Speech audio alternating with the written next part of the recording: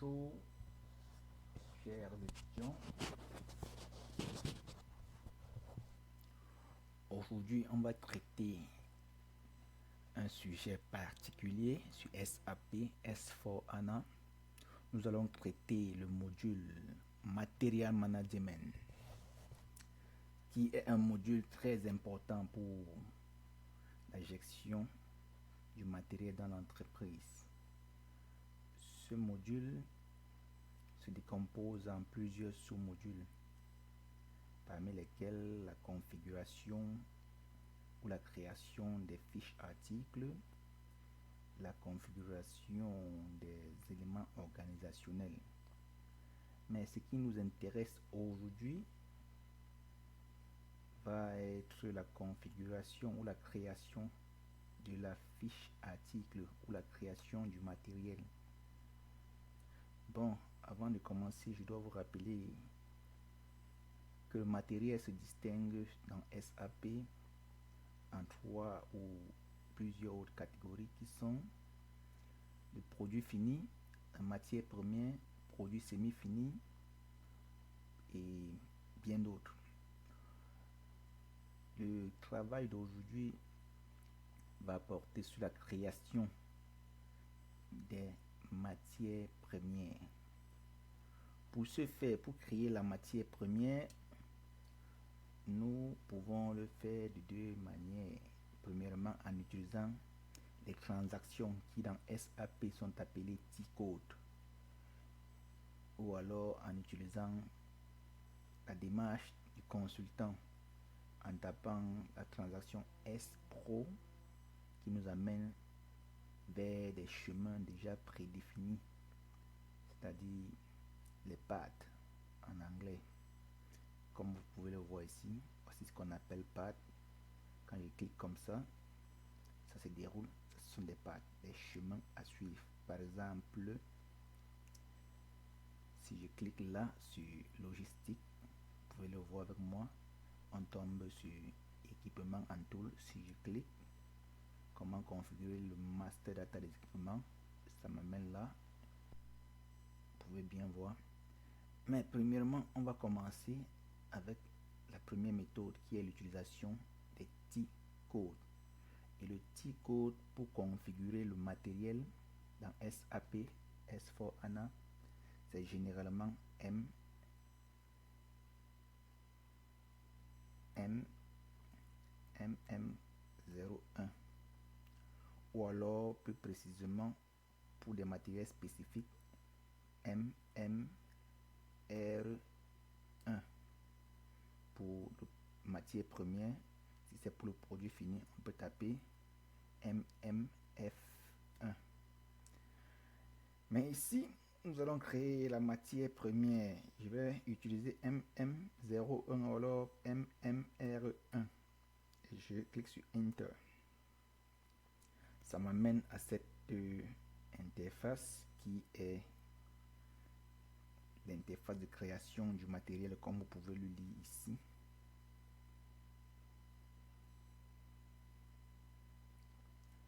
Là, dans le champ matériel, nous allons créer notre matériel. Généralement, dans des entreprises, il y a une liste prédéfinie, des noms prédéfinis pour le matériel. Par exemple, je vais prendre le cas de Nestlé.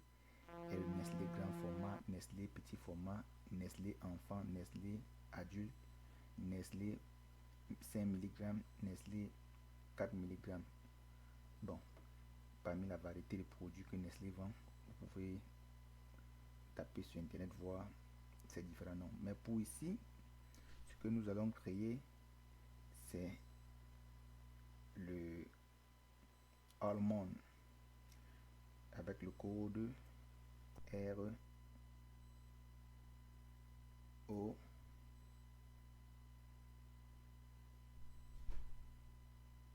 M 123 pour raw material. La description est sortie là. Raw material. Industrie type, je viens là, je clique.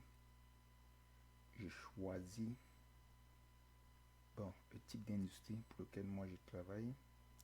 c'est une distribution du retail, fait dans la distribution des produits. On peut mettre manufacturing si c'est une entreprise qui fait dans la manufacture. On peut venir là, on choisit manufacture, comme là, moi je vais choisir manufacture Yannick, et je clique sur la coche verte. Là, bon, avant de cliquer, je peux vous dire, on peut créer directement ou alors on peut créer à partir d'un produit ou d'un matériel existant en faisant copy from. On met le code du matériel existant ici et la copie se fait automatiquement. Lorsque nous cliquons sur la coche verte, on vient sur ce que l'on appelle vue. Un produit ou alors un matériel, lorsqu'il est configuré, doit être visible dans plusieurs vues. Et les vues, c'est quoi? C'est un ensemble d'informations propres à un processus. Par exemple, ici, il y a les vues Basic Data que je vais cocher, Basic Data 2 que je coche. Bon, la matière première n'est pas faite pour être vendue, donc on ne clique pas sur celle. Vue, matière première peut être achetée, donc elle passe par le processus d'achat, l'organisation d'achat.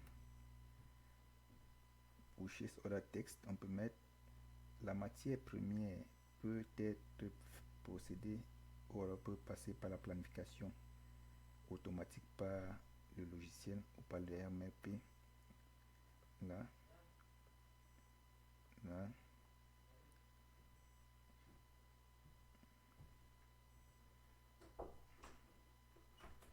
La matière première peut faire l'objet des planifications.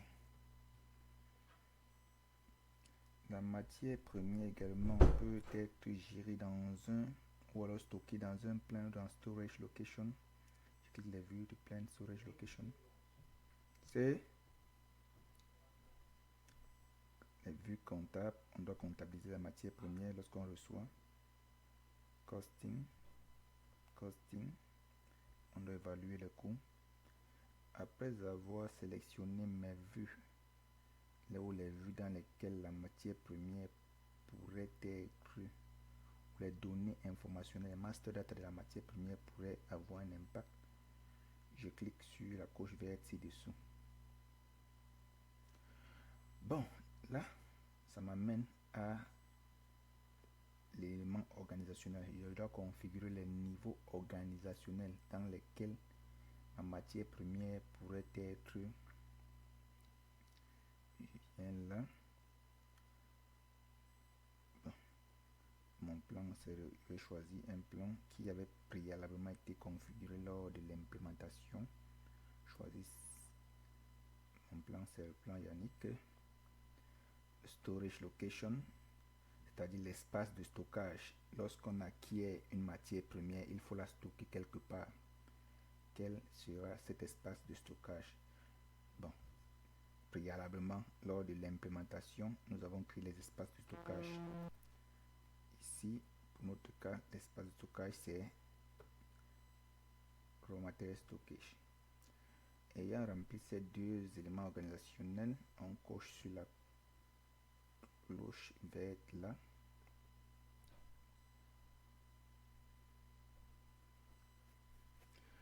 Directement, nous sommes amenés dans la vue Basic Data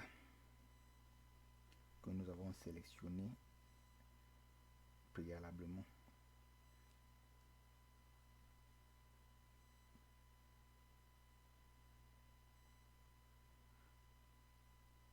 Dans la vue Basic Data, notre produit c'était ROM 123.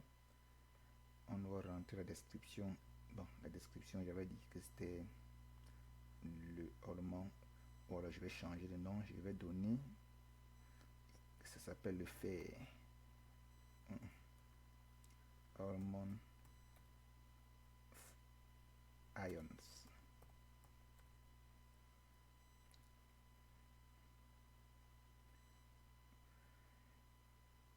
Vous pouvez lire avec moi. vu Basic Data, on a besoin de description, on a besoin de l'unité de mesure qui ici sera le kilogramme.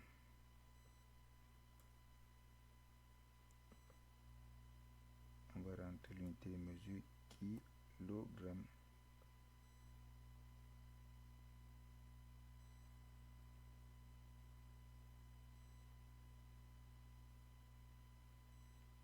Unité de mesure, on clique sur la coche, on cherche.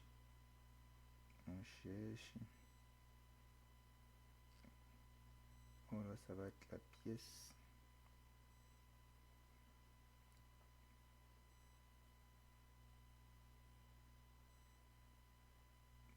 Là, je tape.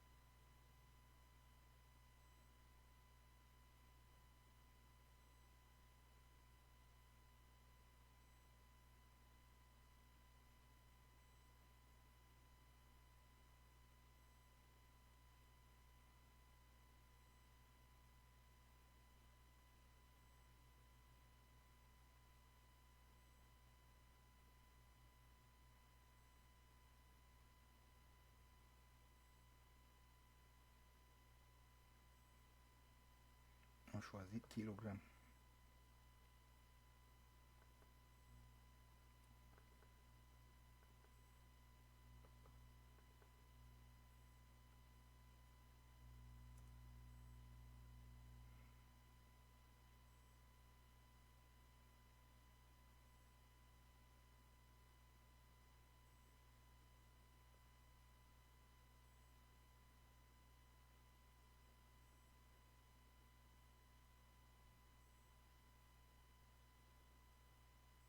On va recommencer. R1.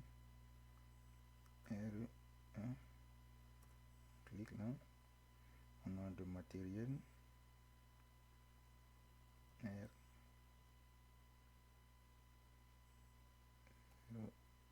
1.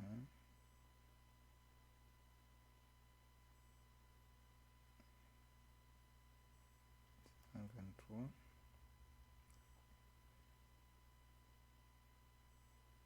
Industrie secteur manufacturier. Je clique sur la coche verte. Basic data, one base de pushes. MRP 1. Je clique sur les cartes MRP. MRP, c'est un outil qui permet de faire la planification de façon automatique. Ça analyse les requis indépendants. Prévision, plan, accounting 2, costing 2. Je crois que c'est tout pour notre vue. Clique là. Organisation level, il met le plan. On choisit le plan. Le plan, c'est l'usine dans laquelle le matériel va être travaillé. Storage location, l'espace dans lequel le matériel sera stocké. Je choisis A. Je clique là. Sur la coche verte. J'ai la description. Harmon Iron. Base unit. Kilogramme. Matériel groupe. Pour ce qui est du matériel groupe, ça avait déjà été défini au préalable. Je viens faire un choix ici de ce que j'avais défini. C'était R01. Voilà, il avait été coché quelque part. Permettez-moi de regarder rapidement.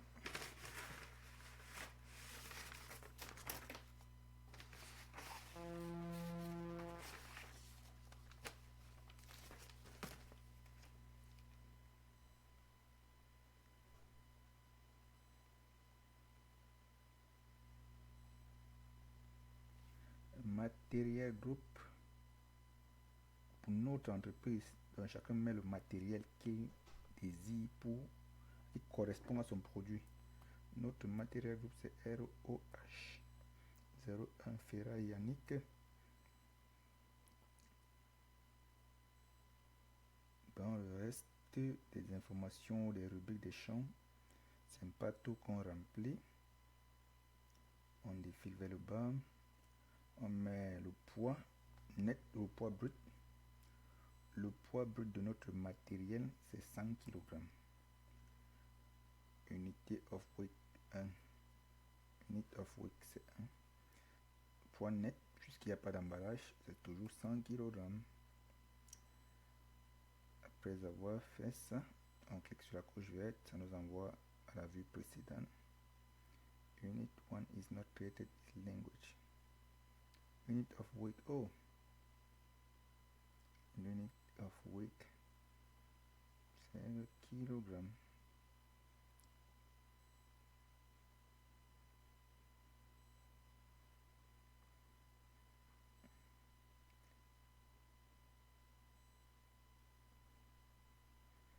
Basic data, on peut bien voir là, industry sector description, il n'y a forcément pas d'informations à remplir ici, mais si dans votre entreprise vous avez ces champs, vous avez des informations que vous voulez remplir, vous pouvez remplir, mais dans notre cas ce n'est pas nécessaire. On avance.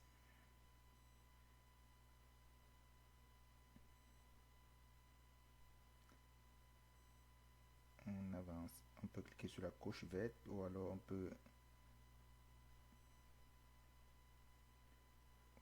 voir des informations partout là. C'est pas nécessaire pour nous. On continue. Purchasing, dans la vue purchasing, la vue d'achat, l'organisation d'achat, qu'est-ce qu'on doit remplir ici? La question que vous devez poser. Order unique, non, pas nécessaire. Purchasing group, ouais. Le purchasing group dans votre entreprise, votre groupe d'achat, si vous l'avez, vous pouvez le mettre. Moi, pour moi, c'est le pure Yannick, je crois bien que je l'avais écrit comme ça dans mon listing. Pure 1.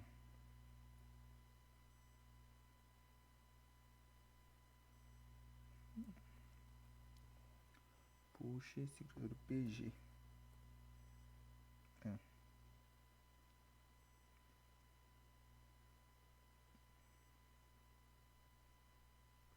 Ici, order unit, ça dépend de vous. Si vous voulez définir un nombre d'unités que vous voudriez définir lors d'une commande, ou alors vous pouvez définir un nombre d'unités à commander lors de la passation d'une commande. Pour mon cas, je ne mets rien. Je saute. Purchasing value qui pas nécessaire.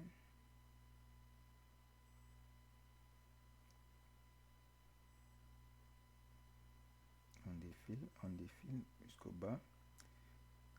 Autre information pas nécessaire, ça dépend de vous. Si vous voyez qu'une rubrique est nécessaire ou un champ est nécessaire pour votre entreprise, par exemple vous voulez définir le nombre de jours à partir de laquelle la livraison devait être faite, vous pouvez définir. Pour moi, automatic purchase order, c'est aussi une rubrique importante. On peut cocher ça si on veut que l'ordre d'achat se fait automatiquement. Je coche ça comme ça.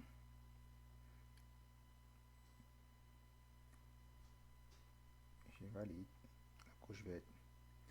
Pour ce qui est de la vue MRP,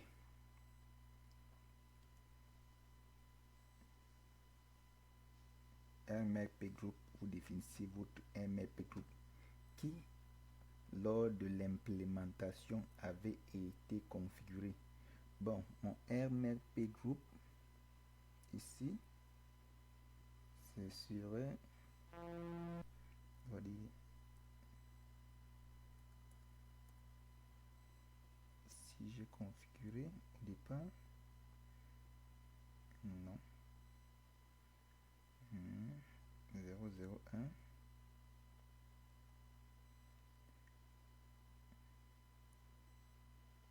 MLP type, je clique là sur la gauche, vous insérez PD, planification driven,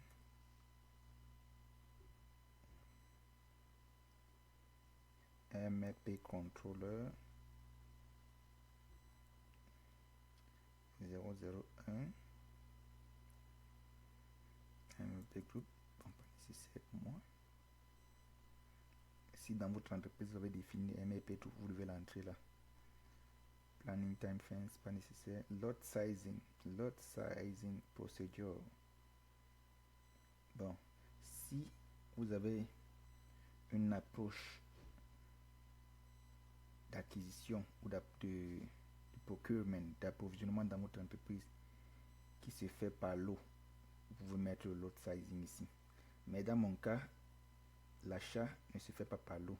Donc, c'est le responsable d'achat qui définit la quantité à acheter. Bon, on clique sur la coche verte. Bon, ça nous oblige un lot sizing. Oui. Pour ce qui est du lot sizing, on a entre EX, low for lot order quantity. Donc, ordre en fonction de lot. On a ça. EX. Bon.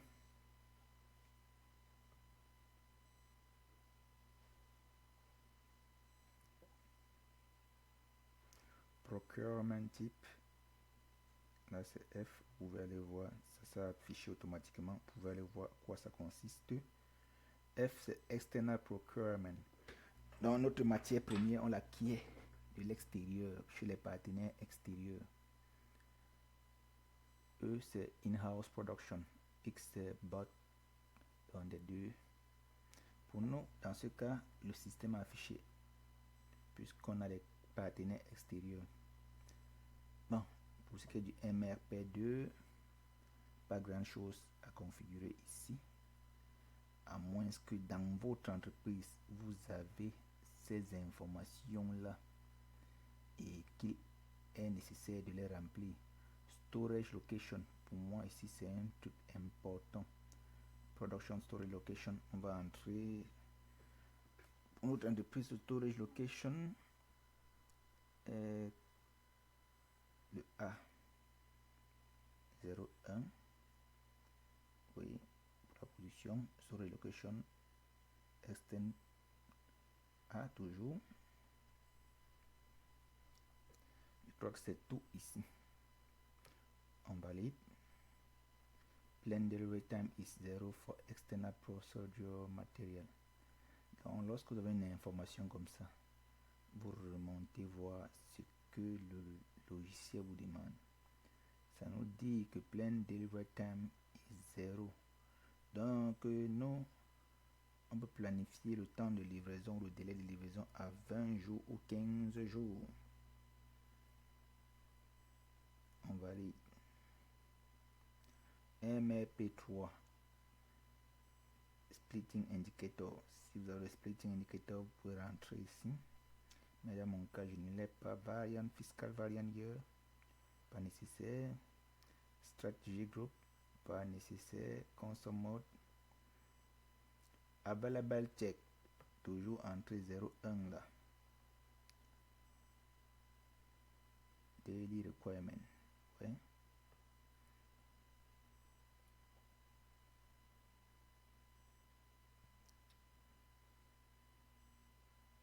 Material Planning, Material Plan Cover.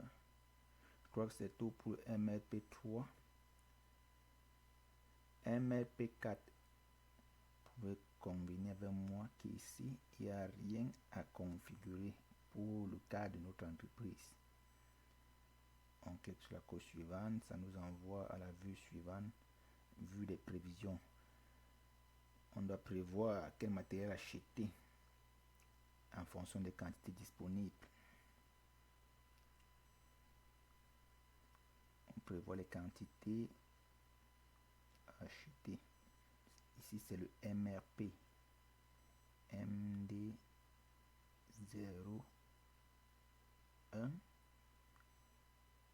Si on veut faire des prévisions automatiques, mais ici, la prévision est faite. La vue sur les prévisions doit être configurée. Forecasting, bon. Tracking limit 4000, reset automatique. Rien à faire, on passe.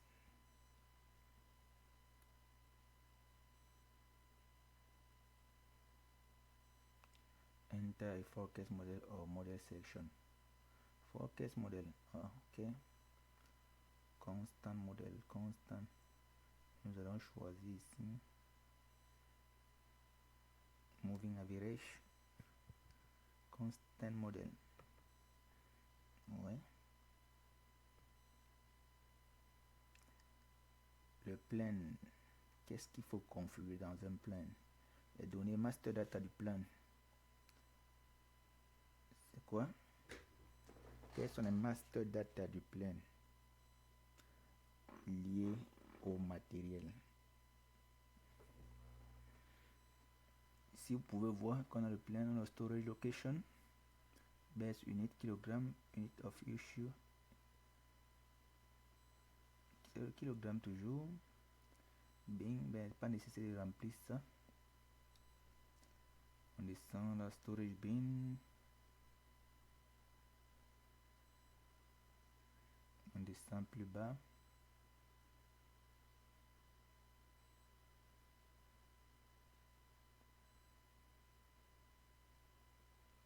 Time unit.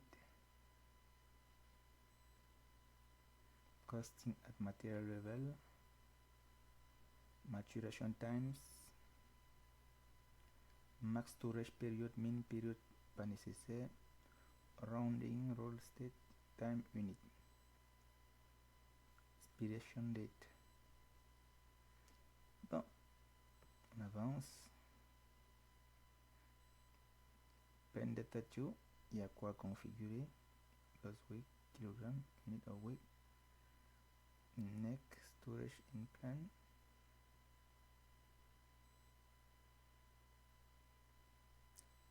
Rien à configurer là. On s'en va plus loin devant l'accounting. Dans le processus comptable, qu'est-ce qui serait bon de configurer ici? Division 01. Product Division 01. Oui. Price Determination. Valuation Category Price Determination. Il faut remplir ces champs. Valuation Class.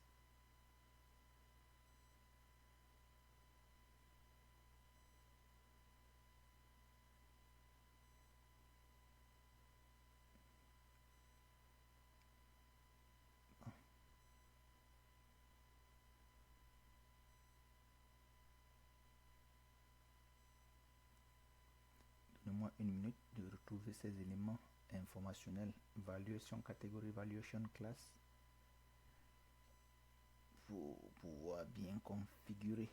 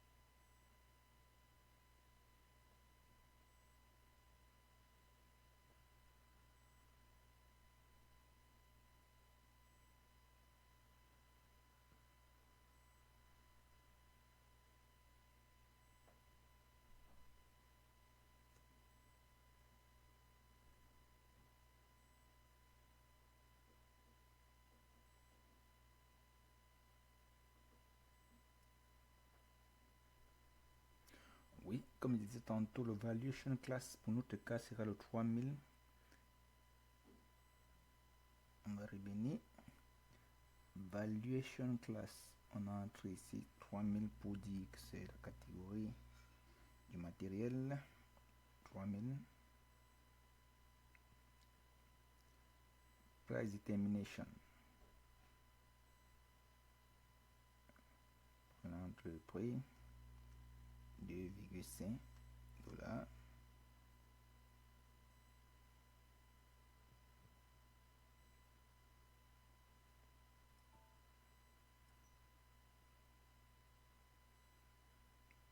Price unit. Standard price 2,5.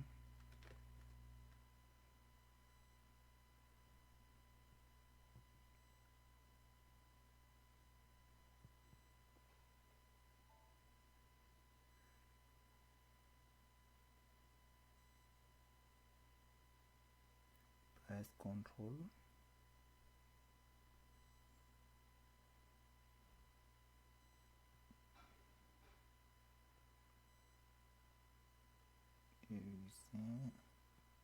Price control ici, vous vous rassurez que c'est bien sain, c'est bien V. Moving average price périodique et non standard price.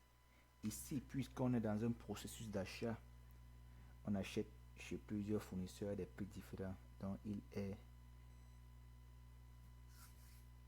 nécessaire ou alors impératif d'utiliser le moving average comme méthode d'évaluation.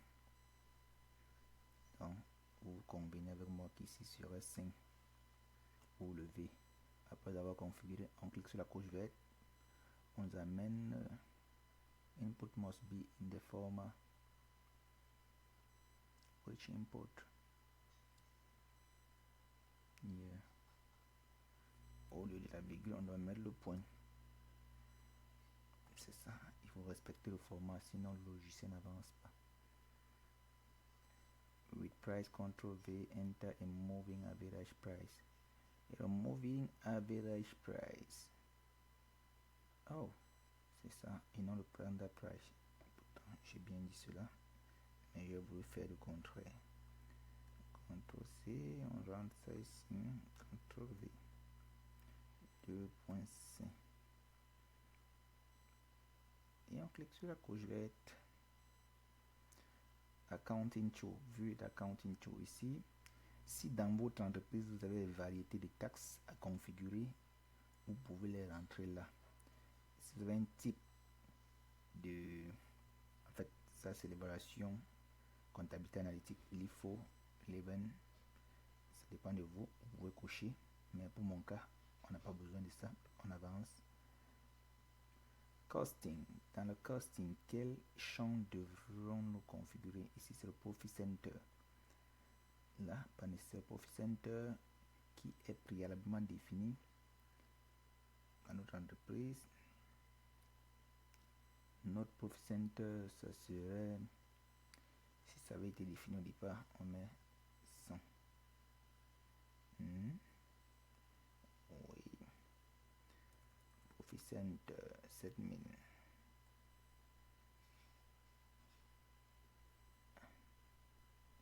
Pas défini. Donc il faut créer le Profit Center lors de la configuration initiale. Ici, remove Profit Center. Non, Profit Center.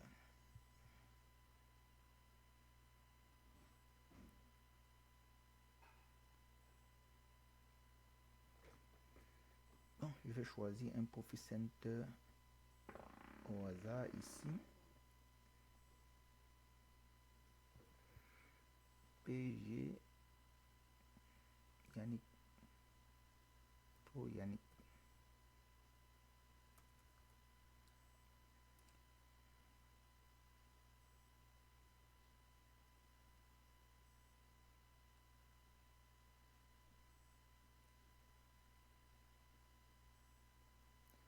Bon, ce qu'on doit faire, c'est de créer un Profit Center.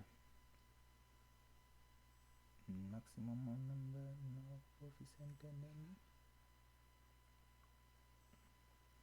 ou alors choisir un des profit centers où je voudrais que le produit soit affecté.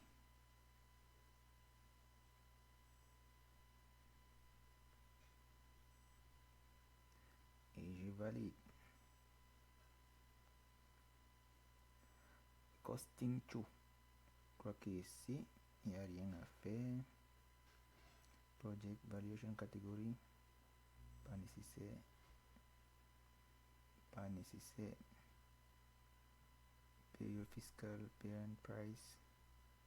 Si vous avez planifié un prix, vous pouvez rentrer là, mais pas nécessaire. On avance. Do you want to save your data? Yes. Tu save tes données. Là, vous avez une information qui sort ici. Ci-dessous, matériel R01123 créé. Donc votre matériel a été créé. Ceci met fin à la séance d'aujourd'hui qui porte sur la création du matériel, plus précisément du raw matériel. Après avoir créé votre matériel, comment est-ce que vous procédez pour vérifier ce matériel-là? Il y a la vérification par la table. Donc, vous pouvez taper directement une table qui vous amène à voir quel est le matériel qui a été créé. Par exemple, vous entrez la transaction SE16. Et là, vous tapez Mara. Dans Mara, vous entrez la description de votre matériel. Vous allez voir dans cette table là si votre matériel est présent. Mais là n'est pas l'objet de notre formation d'aujourd'hui. La formation portait sur la création du matériel. Vous avez vu toutes les étapes pour configurer la création du matériel. Et notre matériel a bel et bien été créé. Il peut rentrer là R01. Vous allez le voir, il est là. C'est-à-dire qu'il a bel et bien été créé. Également, pour être sûr que notre matériel a été créé, on peut passer la commande avec un purchase order pour voir si toutes les informations figurent. Mais on va s'arrêter à ce niveau.